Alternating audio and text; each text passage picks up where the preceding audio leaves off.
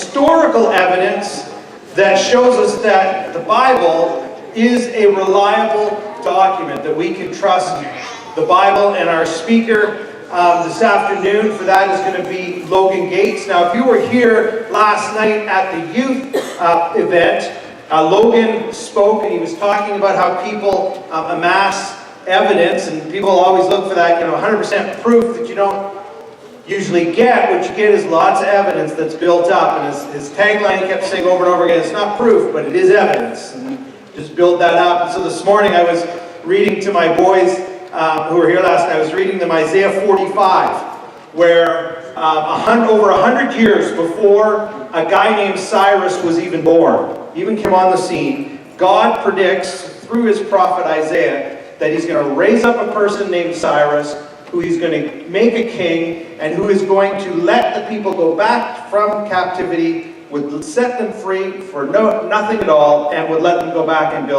rebuild Jerusalem. And I said, isn't this amazing, this prophecy in Scripture? And one of my sons looks at me and goes, yeah, it's not proof, but it is evidence. And so I was glad he was paying attention. This is good. So we're going to be hearing from Logan. Logan is an apologist with Rabbi Zacharias International Ministries. He lives in Toronto, where he loves to surf, drink tea, and cook with his lovely new bride, Samantha. And he has a passion to see people encounter God by exploring the big questions of life. Logan earned his Master's of Theology at the University of Oxford, alongside 2 years of study at the Oxford Center for Christian Apologetics. He believes the simple gospel accounts of Jesus' life not only stand up to academic criticism at the highest level, but also contain the most enthralling and impactful words for his own life and understanding God. We've asked him to speak this afternoon for us on the historical accuracy of the Gospels, the biographies of Jesus in the New Testament. Would you give a warm, ready answers welcome to Logan Gates.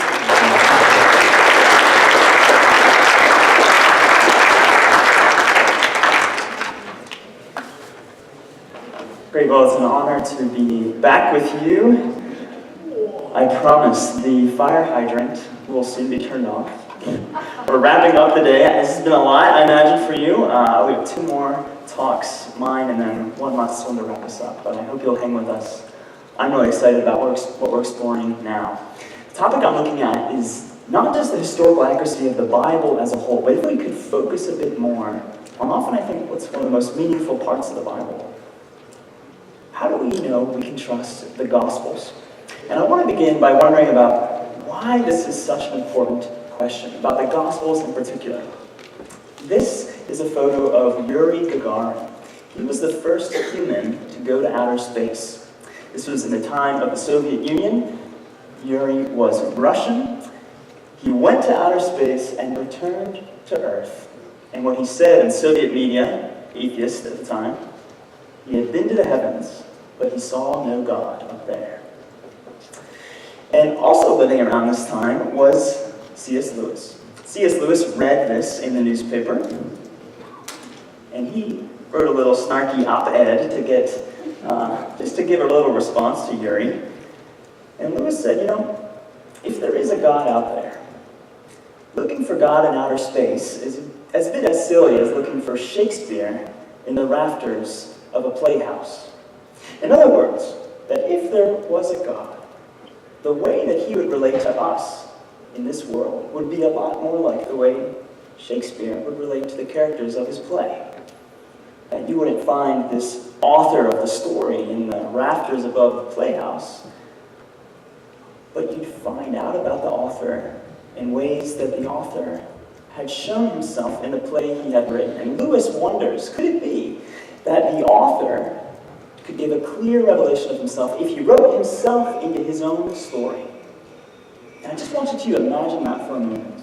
If we were all just characters in a story, and the author came onto the scene, imagine what that author could say to you and me. That author could say, here's why I've written this story. Here's what it's about. Here's why I've chosen to write you particularly into it. Here's the character that I've made you. He could say where the story was going. And the Christian faith claims this very thing has happened. that in the person of Jesus, God has written himself into our story to clear up the rumors about what the author is really like. And in the life of Jesus recorded in the Gospels, the biographies, we have the Christian claim that this is what we really have. This is the author of the universe, of your story and of mine, writing himself into our lives, showing us what he's really like. But this does not go unchallenged. I want to begin with a quote from a famous atheist named Bart Ehrman. Bart Ehrman was an evangelical, but he left that childhood view of his faith through his study of the New Testament. And here's what Bart writes. At the end of the day, the Gospels are not dispassionate, accurate accounts of things Jesus said and did. Some things in them are accurate. Some things are not accurate. And one of the tasks is to figure out which is which stories actually describe something that happened, and which stories describe things that historically did not actually happen. This is significant. This should be significant for us. If Jesus is someone who you take seriously as the author of the story, and this is where it meets in the Gospels, that's the crux moment. We see him. Can you really trust the Gospels if you have a view like Bart Ehrman, where you have to pick and choose what is true and what maybe isn't? I want to begin by taking a step back and asking the question, is there anything about Jesus that really everybody does agree with? And we touched on this a bit last night, but I want to return to this for a moment now. Here are three historians. I spoke about them last night, but I think they're significant. These are non-Christians writing quite early to the events of Jesus' life. We believe Jesus dies in the year 30 or 33 AD. And they come from three quite different backgrounds. You see they're from three different ethnic backgrounds, a Jew, a Syrian, and a Roman. They come from three different career backgrounds. One's an aristocrat, one's a philosopher, and one's a Roman statesman, a politician. But we'll see that what emerges from these three very different people, none of them are Christians, is actually quite a consistent picture of what the Jesus of history looked like. Yesterday we looked at a quote from Tacitus. Today I want to give you a sample quote of what Pliny the Younger wrote about Jesus and the Christian faith. Pliny is actually in this letter discussing with another official how to punish Christians. And he's trying to learn about what these Christians believe. Here's what he says. The Christians affirmed that the whole of their guilt or error was that they were in the habit of meeting on a certain fixed day before it was light, and of singing alternate verses of a hymn to Christ as to a God, and of binding themselves by a solemn oath not to do wicked deeds, but never to commit any fraud, theft, or adultery, never to falsify their word, nor to deny a pledge when they were called upon to deliver it up. After this, it was their custom to separate, and then to reassemble, to partake of food. We wonder, what might that food be? Bread and wine. Food of an ordinary and innocent kind. And then he says this, I could discover nothing more than depraved and excessive superstition. Pliny the Younger, like Tacitus, is no fan of Christianity. We can tell he's talking about how to punish them. He calls it a depraved superstition, and yet, even in the criticism that Pliny the Younger offers, we learn some things. One, the existence of these Christians who follow a man named Christ. But what's significant, especially about Pliny's words here, this early on, we have affirmations that Jesus wasn't just a moral teacher in the eyes of Christians. This is not something that Jesus' divinity that came up hundreds of years later. Here you have a non-Christian source, quite early, quite critical, but affirming Jesus' divinity was a foundation not just to Christian doctrine, but to the worshiping life of followers of Jesus. What emerges from these kind of quotes from ancient historians are basic facts that are virtually indisputable in Western universities today. That Jesus existed, as well as other biblical figures in the Gospels, like Tiberius and Pontius Pilate. That Jesus was executed by the Roman authorities. That there was a sudden growth of the Christian movement. We looked at Tacitus last night, how he spoke about how it seemed the movement was checked for a short time, only to break out afresh, which is interesting language. A Christian looks at that and says, this sounds a bit like something like the death of Jesus and something after that death that was so substantial and groundbreaking that it led to a breaking out of this movement across the Roman world. Also, you see persecution of Christians mentioned at an early date, and that Jesus was worshipped as God.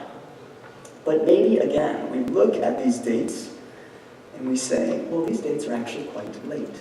Logan, you said Jesus dies 30 or 33 AD. These are quite later. But let's see what Bart Ehrman has to say about this, an atheist. Bart Ehrman would say, don't worry about that because we have something earlier. We have the Gospels. Here's what Bart Ehrman writes in his book about the Da Vinci Code, actually, where he actually challenges, as an atheist, some of the content in that book. As we will see in a moment, the oldest and best sources we have for knowing about the life of Jesus are the four Gospels of the New Testament: Matthew, Mark, Luke, and John. This is not simply the view of Christian historians who have a high opinion of the New Testament and its historical worth. It is the view of all serious historians of antiquity of every kind, from committed evangelical Christians to hardcore atheists. 100 years ago, the language began to be used of the historical Jesus, and this was set up to be different from the Jesus of faith. What was Jesus really like? 100 years later, New Testament scholarship has grown such that an atheist like Bart Ehrman can affirm, if you want to read the earliest stuff out there on Jesus, you better pick up your Bible. That's the earliest source that we have. As we talked about last night, that's not proof, but it certainly is evidence. We need to grapple with that. But I want to begin by asking, what are some of the dates we're talking about here? These are three different datings of the Gospels. I put these up here because these are the most skeptical, liberal dates you will see for the Gospels. As I'm going to show in a moment, I think there are many reasons to believe they're far earlier than these, but I want you to see it at its worst. This is what you find as the most skeptical view of the Gospels, as late as they can be. Matthew, 80 to 90 AD. Mark, perhaps as late as 80, 70. Luke, maybe towards the end of the first century, in the 80s maybe. John, perhaps significantly later, end of the first century. But I want to suggest there are reasons why. First, these dates are often given much earlier. Here are a few dates that, if you go out to the bookstore table there, you'll see some books by J. Warner Wallace, who's a former detective, investigator. He's written some great books. Here's some things that he points out just as helpful to bear in mind why people think we can go earlier. One is that these gospel accounts, and even the book of Acts, which you remember fits with Luke very well as sort of the second part, the story of the early church. There is no mention, even in Acts, of the destruction of the temple. That was something you remember Jesus predicted when the disciples walked by this beautiful, large temple. And Jesus remarks, not a stone will be left on top of another. This really happened. It happened around the year 70 or 72 AD, and it was cataclysmic. It was huge for the Jewish world. It rocked the way Jews understood their identity. Jews believed God lived in that temple, and they haven't built one since. It was a big deal. You would think it would be mentioned. It's not. There's also no mention of key biblical figures like James, the brother of Jesus. His death, nor the death of Paul, or the death of Peter. Those are the dates for when those things happen. There's no mention of them in the book of Acts or the Gospels. There's no discussion of what you might call second century issues. In other words, people wonder if this were written much after Jesus, wouldn't they want the Jesus they invented to talk about the real issues people were grappling with? Like what to do with circumcision, what to do with Gentiles who find themselves in these Jewish Christian communities. How do you run a church? Not much on that in the book of Acts, at least not directly. You see Paul quoting bits of Luke, Paul writing earlier than often the Gospels are dated, but Paul is writing in Timothy, 1 Timothy, using Luke. 1 Timothy is dated around 63 to 64 AD. 1 Corinthians dates even earlier, perhaps 10 years earlier. It seems that Paul had access to Luke's writings at this early date. We know that Luke predates Acts because the two fit together.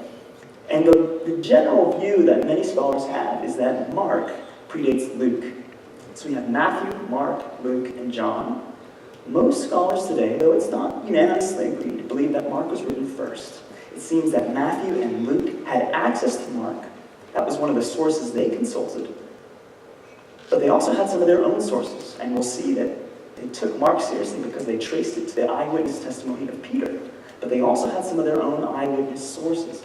But if we know Acts was at a certain date, let's say before the destruction of the temple, and Luke was before Acts, and Mark was before Luke, and you leave space in between for these letters to circulate and to be used as sources, you can get dates as early as 45 to 50 AD for the Gospel of Mark.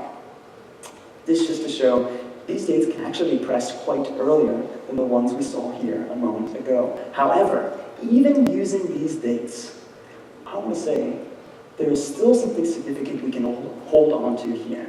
These are all within the first generation of Christian believers. If Jesus dies AD 30 or 33, this means that there are people alive, albeit quite old, a few hanging around, who would have been eyewitnesses to the life of Jesus. Even, we'll see in a moment, some of his disciples still alive and sharing the stories of the Jesus they knew and loved when these books were written down. The Gospels are first-generation documents in the lifespan of eyewitnesses. But here is the big problem that Bart Ehrman has. Whether that gap is short, if Mark's dated to 45 AD, or whether it's long, if we date him into the 60s, the issue still is this. There are years, 40 to 65, are in estimates, separating Jesus' death and our earliest accounts of his life.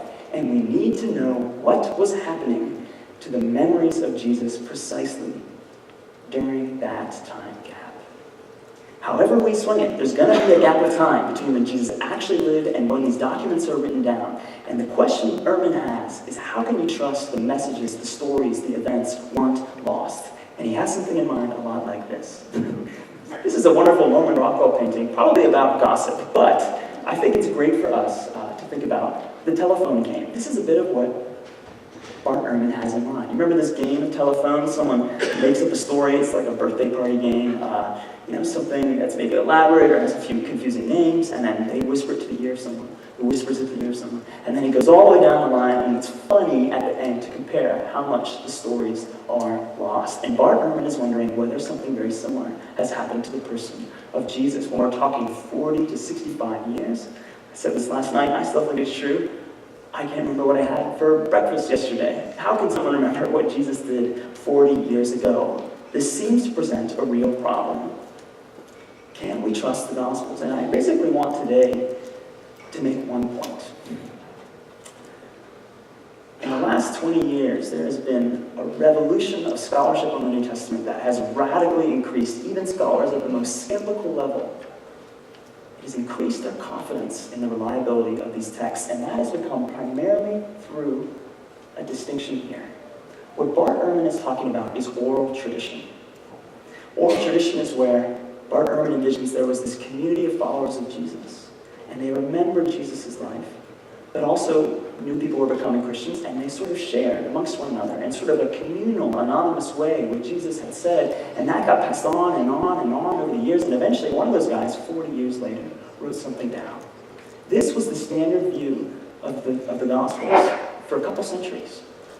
But now, in the last even 20 years or so, the case has been made more and more at the highest academic levels that this is wrong. That actually what we're talking about here is not oral tradition in an anonymous community passing on something over time that had been rehearsed, but actually something that came from a testimony, from an eyewitness, and that there was no inner gap span of a community discussing an idea or a saying, but actually it came directly from the people who had seen and heard Jesus say and do those things.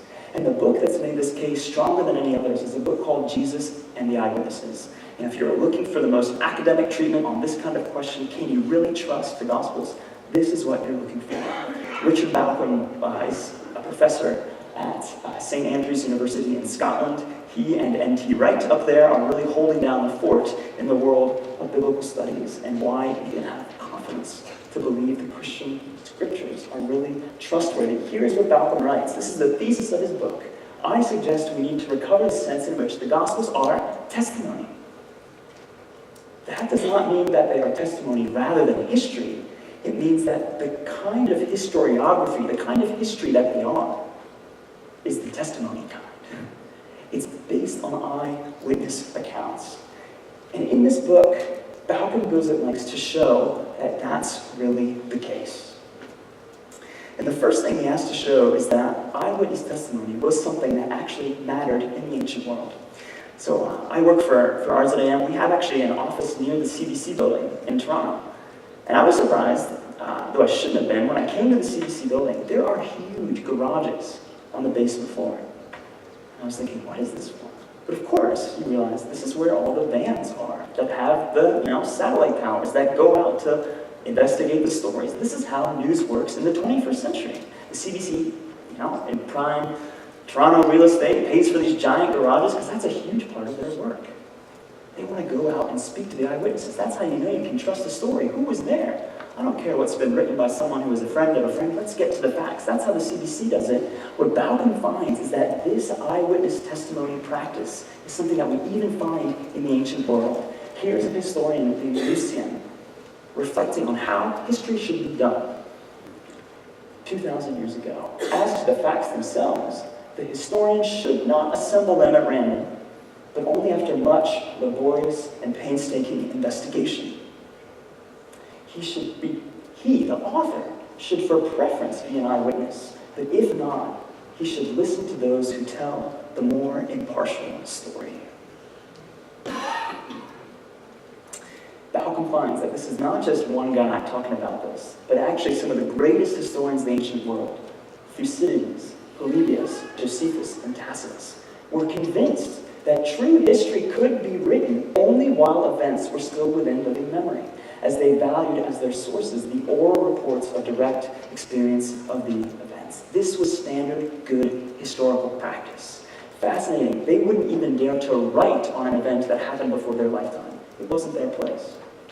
What their job was to record the events that they could faithfully trace the eyewitnesses. Whether they were the eyewitness, sometimes Josephus was an eyewitness to some of the wars he saw, or they interviewed people and got the oral reports. They felt they could only write in their time. Then once they wrote that book could be trusted for the future because it was traced to eyewitnesses. The question then is, did this historical practice make its way into the church? Did it make its way into the Christian world? And I think what we find is a compelling, absolute yes. Let's even begin here, still away from the New Testament. This is a bishop of the early church named Irenaeus. And he, in this passage we'll see, is recounting an early memory he had as a young man, where he heard a man named Polycarp speak about his personal experiences with the disciples. Irenaeus writes this: I distinctly recall the events of that time. I can tell the very place where the blessed Polycarp used to sit as he discoursed, how he would tell his conversations with John and with the others who had seen the Lord, how he would relate their words from memory, and what the things were which he had heard from them concerning the Lord, his mighty works and his teaching. Polycarp, as having received them from the eyewitnesses of the life of the Logos, would declare in accordance with the Scriptures. Doesn't this make sense to you? Can you imagine if you were just one generation away from Jesus, and you had the chance to meet someone who knew him, or someone like Polycarp, who maybe was an old man but was recalling, let me tell you when I spoke with John. Let me tell you when he told me about the cross and the betrayal and the resurrection. Wouldn't you want to hear from him? It seems that this was the practice in the early church. These last few surviving people would go to them. The ones, the disciples, especially John, who we think wrote the book of Revelation, who wrote also the Gospel of John. He himself was an eyewitness. And as he was still alive, old in his late age, after Peter and so many others had been martyred, John kept telling the story. And this is something we see throughout the early church. There is an attempt to go and see these last living survivors. But at the very least, what this shows is that the views of the eyewitnesses mattered to the early Christians. And it's something we see got brought into the Gospels themselves. Look at this from the start of the Gospel of Luke. I'm sure a memorable passage for many of us. Often the first words of any story will tell you what kind of story this is. If someone starts a story and says, once upon a time, you will know. I should not be taking this seriously. How does Luke start his story? It's not quite once upon a time.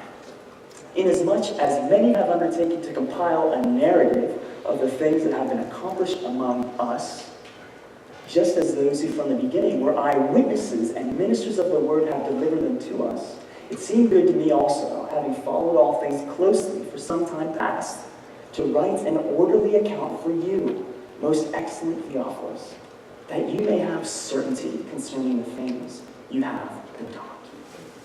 Did you notice? This is one sentence.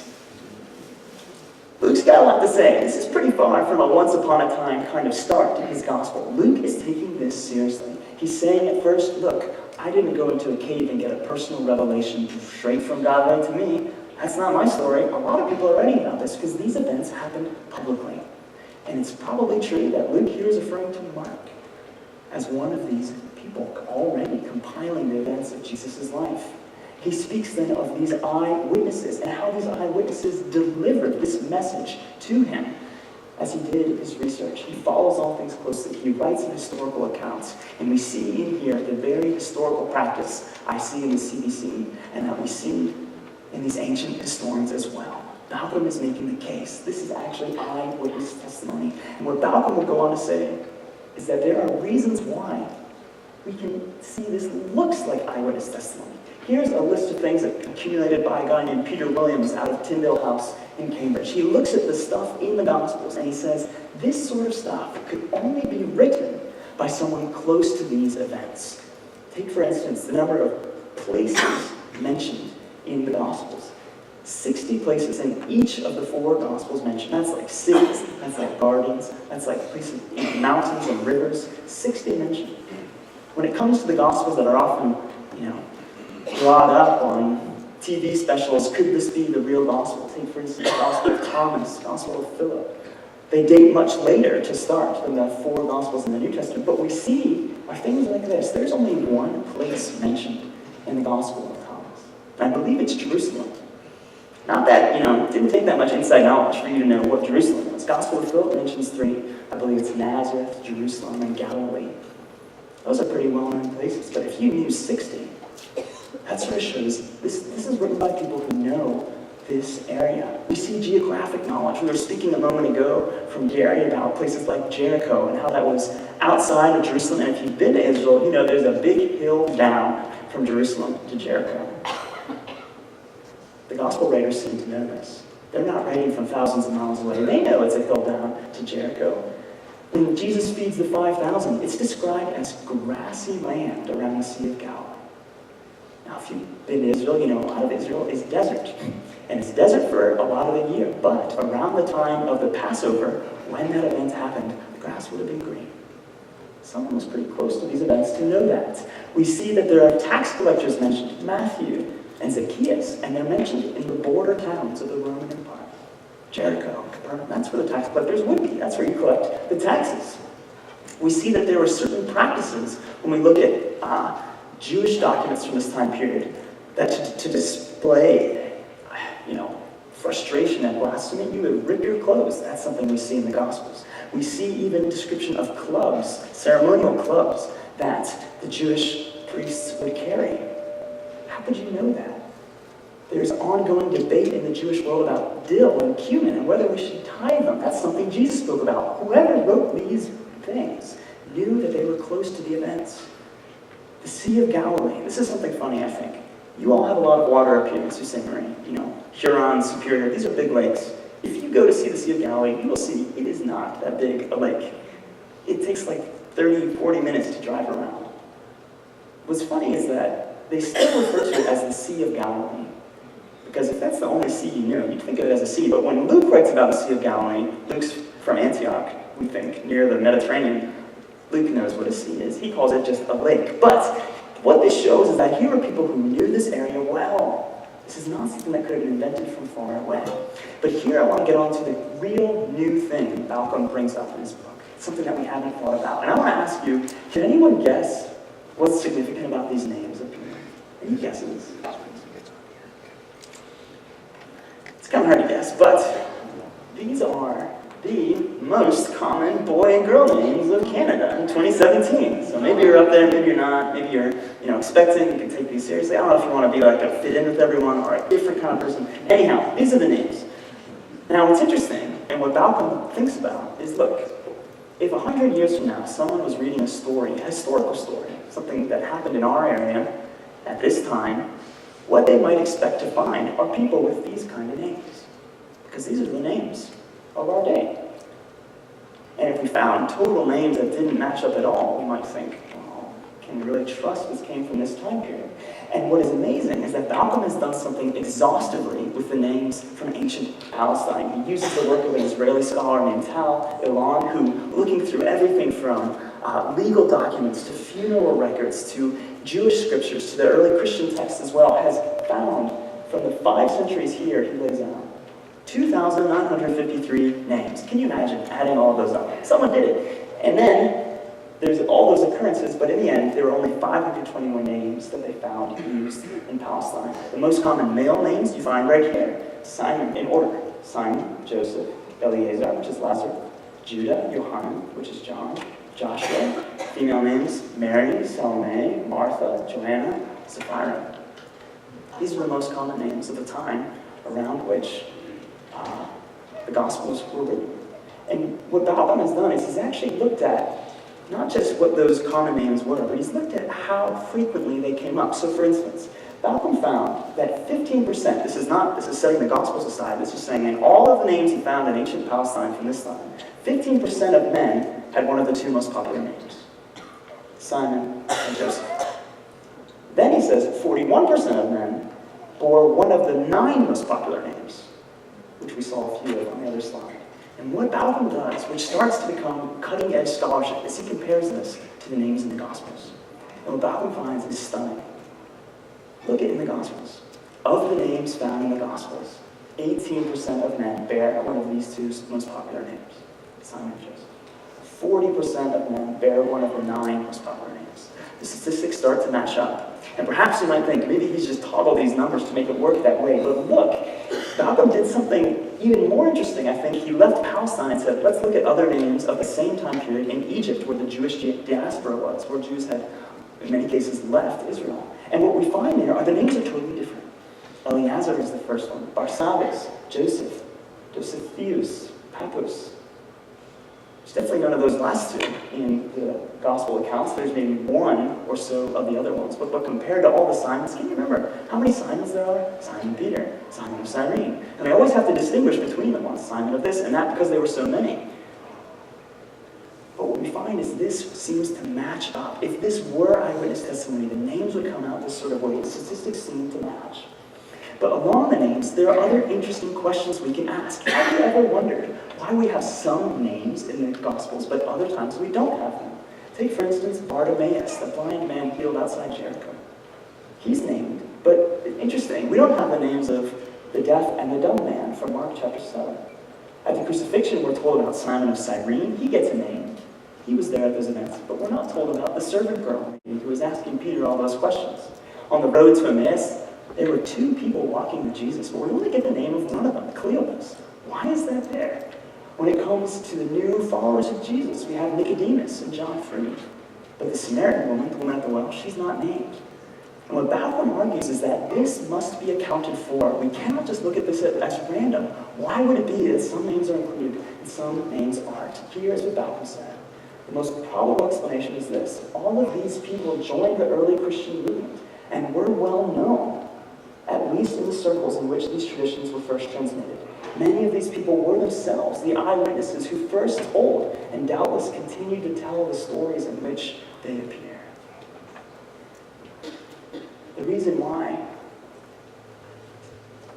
Mark includes Bartimaeus is because when Mark is writing to these Christians, they knew who Bartimaeus was. He was an eyewitness. He was actually there. He could tell the story. And he was as if he was Mark was inviting people, go and speak to Bartimaeus. Look what he said. And we see that this actually was quite standard Christian practice. Here's what Quadratus, an early Christian apologist and historian, writes about what often happened with these names. The works of our Savior were always present, for they were true. Those who were healed, like Bartimaeus. Those raised from the dead, like Lazarus. Those who were not only seen in the act of being healed or raised, but were also always present. Not merely when the Savior was living on earth, but also for a considerable time after his departure, so that some of them survived even to our own times. It seems to have been a practice. These writings recorded in the Gospels were not meant to be things you just took on faith, but there were names included in it so that you could go and speak to these people who were still known in these Christian communities. And this thesis is further backed up by more evidence Malcolm finds about why we have more names in Mark. Maybe this is something you've noticed. But sometimes the names aren't mentioned in Matthew and Luke. Take, for instance, Bartimaeus. He appears in Mark 10, but in this very same story, it seems, in Matthew and Luke, the name is dropped. It's suddenly an anonymous blind man. We're told about Alexander and Rufus, the sons of Simon of Cyrene, in Mark 15, but then they're not mentioned later in Matthew and Luke. We're told about Salome in Mark 15 as one of the women, witnesses to the resurrection, but she goes unmentioned in Matthew and Luke. And what Malcolm argues is, look, the reason why this seems to be the case, this is what would be explained if these people, by the time Matthew and Luke wrote, too obscure for them to wish to retain the name when they were engaged in abbreviating Mark's narratives. What he means by this is just this. He is using Mark as one of his sources. Matthew is, Luke is. But Mark was written much earlier. So if Luke is using these sources, and he's realized that maybe Bartimaeus has passed away, or for some reason he's not as well known in the Christian community, Luke feels it doesn't add anything to the story to keep that name in there. And so some of these names drop out. And this is something that would make sense. If this were tied to eyewitnesses and the names matter because these people were alive, we should expect to see some of these names fall out. Another question Malcolm raises is, why are all the disciples named? We find these long, exhaustive lists in Matthew, Mark, Luke, and Acts. And what's interesting is that we have all 12 named, even though in all of these Gospels, only 5 or 6 of the disciples actually get named later on in the stories. Have you ever realized that? Did you ever hear a lot about Thaddeus? Probably not too much. He wasn't a key player later in these stories, but he's mentioned in these lists. And the reason why Malcolm suggests is that it meant a lot for these gospel authors to include the names because they were responsible for the overall shape of the story of Jesus and much of its content. The 12 were the primary eyewitnesses, and they're mentioned at the start of these gospels because they really mattered. Getting to the end of Malcolm's evidence here, he looks especially at the Gospel of Mark. Papias, who is an early church historian, argued that John Mark was not an eyewitness, but he was good friends with Peter, and that he used Peter's testimony incorporated into his gospel. And a strong case can still be made today that we can see these traces of Peter in the writings of Mark's gospel. We have Peter's name, at the very least, mentioned more per capita, per word, in Mark's gospel than the other ones. We see Malcolm argues that Peter is the most characterized of the disciples. All throughout Mark, the disciples go through what Malcolm described as 2 paradigms. Either understanding sometimes, misunderstanding sometimes Jesus, or loyal to Jesus to the end, or falling away. And Peter is the most extreme of both of these things. On the one hand, it's Peter who first declares Jesus is the Christ. But then, it's Peter also who gets called Satan for trying to rebuke Jesus about going to the cross. We see Peter in this side as well. He's the most loyal, that he claims he'll never leave Jesus, but he's the one who actually abandons him in the most dramatic way at the end. Peter is the most vivid character in the story of Mark's gospel, perhaps as if he was the one telling it. Malcolm also points out there's this weird pattern of the language of Mark. Maybe you know it's a very succinct gospel, but often you have this language of the gospel where the disciples went, they were on the road, and then it switches to Jesus' perspective. Jesus was walking ahead. And if you look closely at the text, you'll see this is so repetitive. They went, he went. They did this, he did this. Speaking of Jesus, the disciples did this, Jesus did this. And it's so repetitive that Matthew and Luke, when they use Mark, often eliminate this. It feels redundant. But what scholars argue is that this actually reflects how Peter was writing from within the group of the disciples. He was there. And for him, there was a movement as they went with Jesus and saw what he had to say.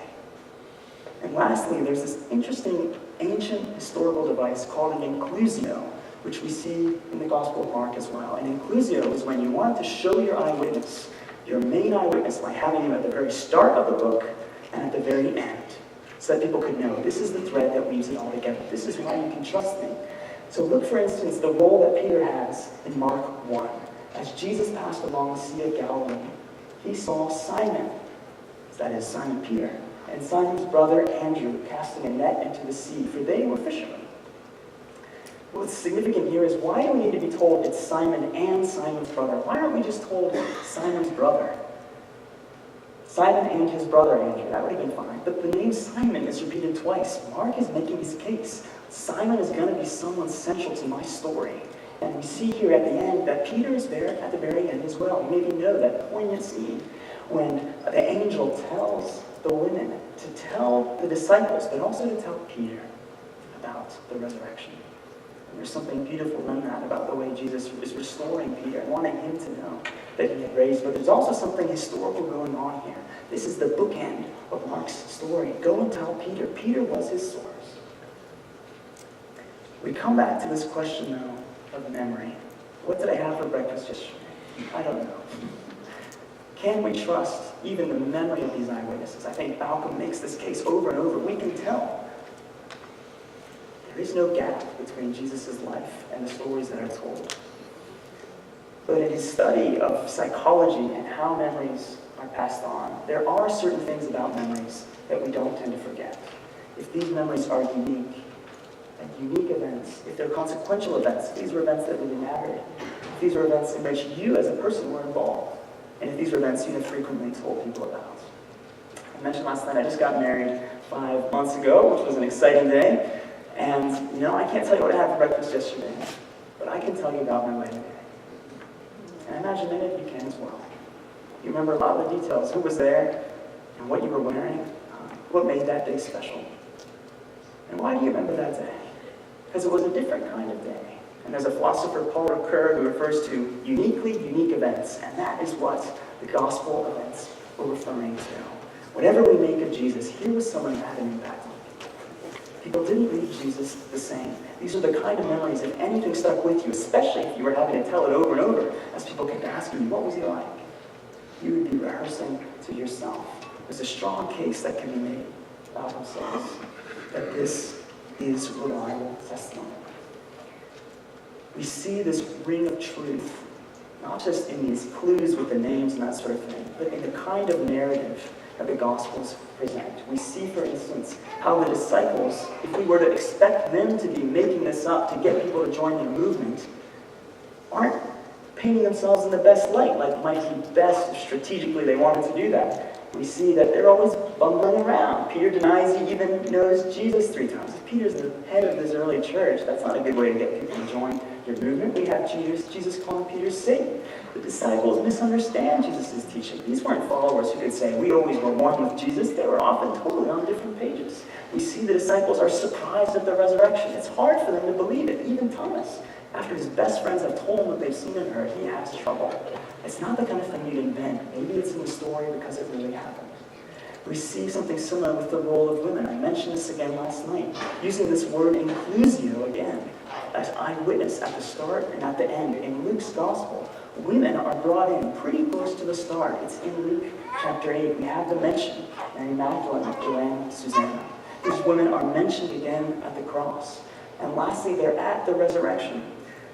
And as Josephus, we touched on last night, mentioned, this was strange because women's testimony in this time wasn't seen as valid in Jewish courts. Why would you stake the central event of the Christian faith? Jesus' resurrection proves he was who he claimed to be and that our sins are actually forgiven. Would you really stake that on sources that were considered untrustworthy in this time? Maybe it's there because it really happened. And lastly, I think we do see something of the death of these early Christians that suggests these are accounts that are really true. If I came up and made up a lie on stage and then someone came up and held a gun to my head, I might question whether to persevere in the story. But if I stayed with it, that would show either I'm crazy or perhaps I really stand by my story. There's an expression that goes, liars don't make good martyrs. When you're pressed to the limits of what you really believe and you stay with it, under the threat of death. These were eyewitnesses who not just were able to account for what they saw, but were willing to die for it. Not just that Jesus was a good teacher, but he claimed to be God, and then he died, and then he rose. Bart Ehrman speaks about a time gap. How can we trust the Gospels? But if Malcolm is right and the direction modern scholarship is going, the gap is not there. It was bridged by living eyewitnesses who are continuing to tell their stories and to form the bridge between the Jesus that lived 2,000 years ago and the Bible we have today. We began by thinking about authors and stories. And there is one interesting anecdote of something like this that really happened. This is a woman named Dorothy Sayers. She was an author. She was one of the first women to actually go to the University of Oxford. And she was known as an author for writing mystery books, along with other things. And the main series she wrote was called the Lord Peter Wimsey series. Peter Wimsey is the detective in the series, and he's a little bit of a bumbling character. He's kind of awkward and not the most savvy, attractive kind of guy, at least as he's depicted in the book. But Dorothy Sayers always said when she was interviewed about this book that her favorite character was the Lord Peter Wimsey. Interesting. A few books into this series, there appears a new character. This is a woman who also happened to be, in the story, one of the first graduates of Oxford, who also was a young aspiring writer. And this woman falls in love with Lord Peter Wimsey. And she never admitted this in her lifetime, but literary scholars wonder if what Dorothy Sayers had done was that she loved a character in her story so much that she literally wrote herself into her story to fall in love with him. And the Christian faith claims something very much the same. That God has written himself into our story to make possible a relationship with us. He came to clear up the rumors about what the author of the story is really like. He said, this is who I am, and here's how you can know. He didn't just ask us to take his word for it. He predicted he would die and rise on the third day. And then, faithfully, God had his hand over Scripture to preserve this for us through eyewitness testimony, which stands up at the highest levels of academic scrutiny. Luke ended this little prologue by saying, I've written all this stuff, I've done all this research, I talked to the eyewitnesses, so that you may have certainty concerning the things you have been taught.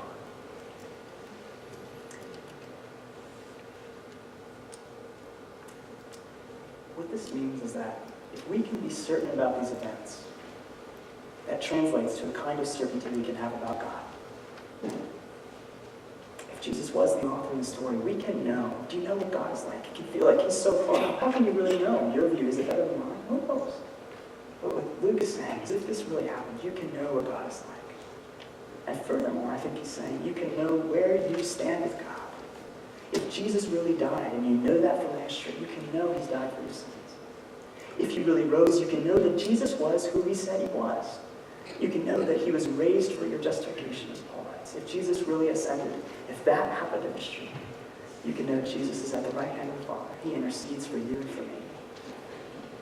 Do you have a certainty like that? A certainty of where you stand with God? I think that you can.